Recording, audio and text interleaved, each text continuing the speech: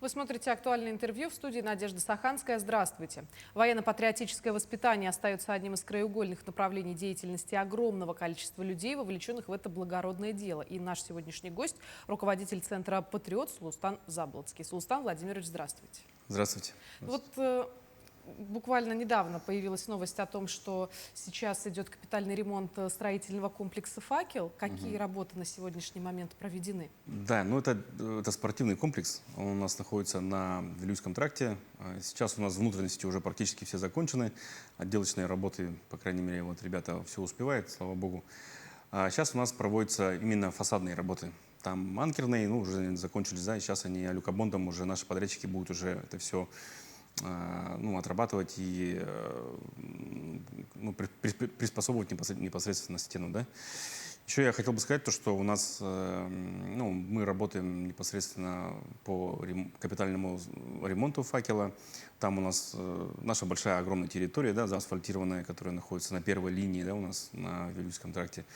Вот, и поэтому удобно, там, если техника подъезжает. Я почему-то все говорю, потому что территория большая, поэтому делать капитальный ремонт непосредственно этого самого здания, оно как бы и удобно, и подрядчикам, и нашим вообще и заказчикам, да, в котором в лице мы выступаем. Вот, а там у нас находится, получается, центр «Воин». Центр «Воин», вот, и у нас, получается, у нас там будет и много направлений для молодежи, особенно для спортивной молодежи. Там у нас будет направление и обучение БПЛА, тактическая подготовка, строевая подготовка, такмед тоже будет, тактическая медицинская подготовка. Потом у нас еще будет подготовка нескольких направлений, да, которым занимается непосредственно наш центр «Воин». Вот, поэтому я очень рад, что наконец-то у нас там будет проводиться, там уже закончится ремонт скоро, и я думаю, они вот в этом году обязательно уже откроют, распахнут все двери. Спортом можно заниматься там, нашей молодежи до 35 лет. Вот, от подростков от детей вообще, да, до 35 лет.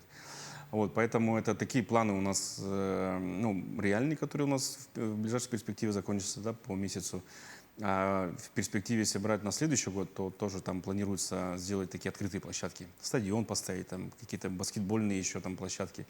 Поэтому планов много, перспектив много. И я тоже очень рад, что прямо как удачно все слаживается, да, для местных жителей, которые непосредственно в том районе проживают. Там очень высокие МКД находятся, многоквартирные дома. И я думаю, им даже очень приятно будет, что такой большой спортивный комплекс, непосредственно многофункциональный, да, будет находиться непосредственно возле их дома. Ну, это действительно удобно. Ну, а если мы говорим о маломобильных гражданах, для них удобства предусмотрены? Да, конечно. Это один из основополагающих факторов, да, вот, непосредственно для наших подрядчиков. Поэтому там есть пандус непосредственно, поэтому там есть ребята, там, то из администраторов, либо кто будет помогать, непосредственно, чтобы наши маломобильные граждане там занимались. Вот. Это тоже там большое внимание центром «Воин» этому уделяется. Ну, вообще, в патриотическом воспитании, если мы говорим, Ассоциация ветеранов СВО и молодежный центр «Патриот» участвуют очень активно. Да, Расскажите, вот какие мероприятия за это полугодие у вас были? Ой, нет, если сказать, у нас который очень часто проходит, да, вот, но мы стараемся вот наших ветеранов вот с нашей молодежью организовывать встречи, чтобы было такое живое общение. Это у нас проходит непосредственно в молодежном центре «Патриот». Мероприятие называется «Своим примером». Вот. Там ребята приходят, рассказывают о своем жизненном опыте, рассказывают, молодежь тоже и берет, и тоже спрашивает какие-то вопросы. Вот. И сейчас, по крайней мере, у нас сейчас каникулярные дни, поэтому наши ветераны работают с детьми, которые и в детский лагерь возят, и из детского лагеря, наоборот, к нам тоже привозят, и организуют встречу с ветеранами, тоже там происходит такое общение. Вот. А так наши ветераны тоже участвуют в таких мероприятиях регионального и федерального штаба. Я имею в виду вот Зорницев 2.0, да. Потом в прошлом году у нас был «Путь воина», тоже федеральное такое соревнование, где наши заняли первое место во всероссийском турнире. Вот. И еще вот недавно, вот на прошлой неделе наши, то есть силами Ассоциации ветеранов СВО, вот непосредственно мы вот собрались и провели прекрасную акцию для наших братьев, которые, к сожалению, получили увечья ну, в зоне специальной военной операции. Вот. Мы, получается, нашли спонсоров, попросили наших друзей, и непосредственно были доставлены около 200 наборов овощи, фрукты. В общем. Вот. Так бросили клич, и ребята, которые могли, вот, ну, приехали на машинах, мы собрались, всем раздали пакеты, ну, в фруктовую корзинку, да, получается, и поехали по адресам к нашим братьям. Вот. И ребята были очень довольны. Если кого-то не было, то мы просто передавали вот овощи, фрукты их семьям, детям, поэтому вообще акция прошла вообще на ура. Вот, и передали мы эту акцию, мы сделали такой челлендж некий Мегине Конгласому Улусу. Вот, у нас, получается, ну, одному из наших филиалов передали, поэтому ребята, они сейчас тоже готовятся, и у них там тоже есть определенные наработки, да, по акции помощи непосредственно в сельскохозяйственных каких-то мероприятиях.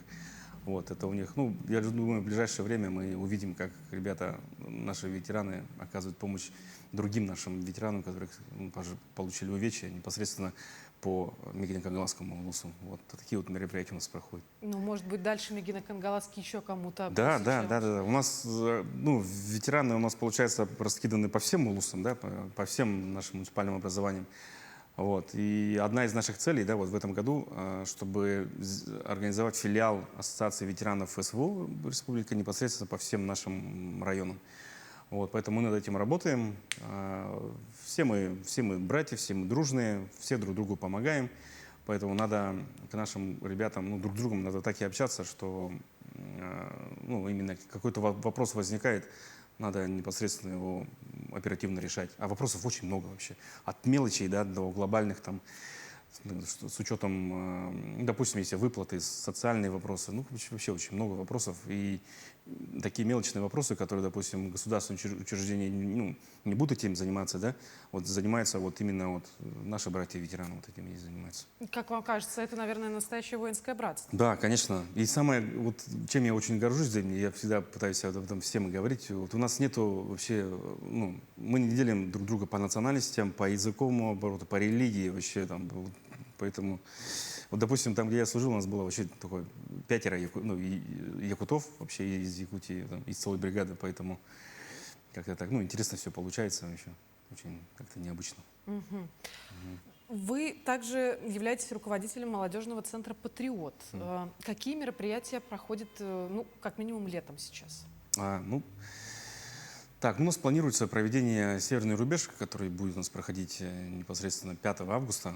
Тоже патриотическое мероприятие с участием одного очень, ну, так скажем, знаменитого военнослужащего Российской Федерации, который служил с 2014 года за Донецкую Народную Республику. У него было гражданство Сербии, получается. Это про Диана Берич. Во, да, Диана Берич. Берич. Вот. И мы тоже хотим организовать вот встречу, потому что у него языкового барьера нету, он сам с Сербии, и русский язык очень хорошо понимает. Поэтому в молодежном центре «Патриот» мы обязательно организуем встречу с молодежью, с ветеранами, чтобы он тоже рассказал о своем пути. Потому что этот человек очень опытный, с 2014 года, считай, на боевых позициях. И сейчас он занимает, ну, он получил ранение, насколько я знаю, в 2023 году. Сейчас он занимает вот именно такие вот, занимается такими мероприятиями, там, более лекционными, там, просветительскими, вот, типа такого. Вот, потом мы хотим тоже некоторые мероприятия провести, которые у нас будут в августе месяце. Если брать, то все будет строго по плану. В том числе и вручение якутских ножей. Да, вот мы тоже в торжественной обстановке вручаем вот якутские ножи от Айсена Сергеевича Николаева. Очень хорошая традиция, вообще всем ребятам нравится, потому что вот ты хочешь не хочешь, но если ты пришел, ну, отслужил на зоне СВО, тебе полагается якутский нож. И, к сожалению, почему-то, ну, не все ребята об этом знают. Вообще, вот, допустим, вот сегодня, да, вот мы вручали нож одному бойцу, который был, ну, по ранению, да, вот, комиссован в 22 году вообще. И он с 22 года не получал нож, он потом узнал это от соцсетей, позвонил там радостный, вообще, как так, ну, вот вручили ему. Ну, что. Конечно, это все у нас строго регламентируется, кому можно вручать, кому нет, да. Потом это все у нас, получается, проверяется. Департамент внутренней политики, у него ведет свой список, мы с ним ну, смотрим, получал, ну, то есть они смотрят, получал или нет, и с ними так и согласовываем. Поэтому такое приятное мероприятие, это как традиция у нас получается. Там, каждый день кому-то что-то вручаем, каждый день с кем-то встречаемся, организуем встречи, общаемся. Поэтому планов в море и будем работать дальше. Мгм. И еще я вас хочу спросить вот о чем. Я думаю, что опыту республики могут позавидовать другие регионы в части поддержки как раз тех, кто участвует в специальной военной операции. А как-то с другими регионами связь поддерживаете? Да, конечно. Вообще, вот я хотел бы сказать то, что вот Ассоциация ветеранов СВО, да, вот, ну, Республики Саха-Якутия, это создано по поручению Верховного Главнокомандующего. Вот, и поэтому у нас, конечно, идет наше кураторство из Москвы, а непосредственно по Дальнему Востоку у нас курирует Трутнев Юрий Петрович, вот, его команда, мы с ними очень тесно взаимодействуем. Ну, очень много нам помогают, именно вот, допустим, в организационном плане. Ну и получается то, что, чтобы обмениваясь опытом, да, вот у нас проходят сборы такие, сборы ветеранов непосредственно по Дальнему Востоку, по России, вот, и поэтому мы меняемся опытом. Я вот тоже спрашиваю по поводу финансирования, юриспруденции, социальных вопросов, и поэтому как в других регионах происходит, ребята дают советы, ну, мне дают, получается, нашему региону, и также мы делимся своим. Как вы знаете, Якутия одна из первых организовала вообще вот гуманитарную помощь для наших военнослужащих. Это с 22 года, да, практически с начала. Вот, где я тоже вот в то время еще был волонтером, поэтому я, ну, это прям очень хорошо знаю, и для меня это очень близко. Вот, и поэтому очень многие, ну и практически вся страна, вот, они знают то, что в Якутии вы организовали первую, ну, гуманитарную помощь, да, для военных. Как это вы сделали, как у вас, какие затраты, а какие у вас там идут, получается, доставки там и тому подобное. Поэтому опытом мы меняемся и общаемся с нашим, ну, с регионами вообще спокойно вообще. Поэтому все друг другу помогают. И это вот во всех регионах вот ассоциация, она получается ну, организованная во всех регионах нашей страны. Работа действительно большая. Султан Владимирович, большое спасибо, что пришли к нам сегодня. Много всего интересного рассказали. По возможности приходите к нам еще. Хорошо, спасибо большое за приглашение. Напомню, вы смотрели актуальное интервью. До встречи в эфире.